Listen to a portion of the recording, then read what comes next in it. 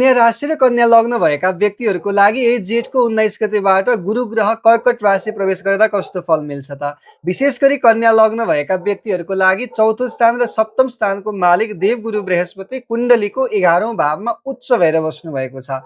यस्तो समयमा तपाईँको लागि आय आर्जनको लागि नयाँ ढोका खुल्नेछ। नयाँ ठाउँबाट आय आर्जन हुने देखिन्छ। सँगसँगै कुनै नयाँ ठाउँमा लगानी गर्ने सोच्दै हुनुहुन्छ भने पनि यो समय तपाईँको लागि निकै शुभ देखिन्छ।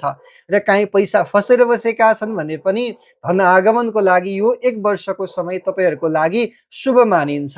सँगसँगै नयाँ साथीभाइ बन्ने खालको अवस्था छ। इष्टमित्र बन्धु बान्धवबाट पनि अबको 1 वर्ष तपाईँको लागि राम्रै सहयोग मिल्ने अवस्था चाहिँ गुरु ग्रहले प्रदान गर्नेछ। सँगसँगै यो समयमा सन्तानबाट पनि लाभ मिल्नेछ। सन्तान नभएका व्यक्तिको लागि सन्तान प्राप्तिका लागि, सन्तान प्लान गर्नका लागि यो समय शुभ देखिन्छ। सँगसँगै सन्तान भएका व्यक्तिहरूको लागि पनि सन्तानबाट राम्रो शुभ फल मिल्ने खालको अवस्था देखिरहेको छ। र तपाईँ लामो समयदेखि पढाइ अड्किएर पढाइमा ग्याप लिएर बस्नु भएको छ भने पनि पढाइ कन्टिन्यू गर्नका लागि यो समय तपाईँको लागि शुभ रहन्छ।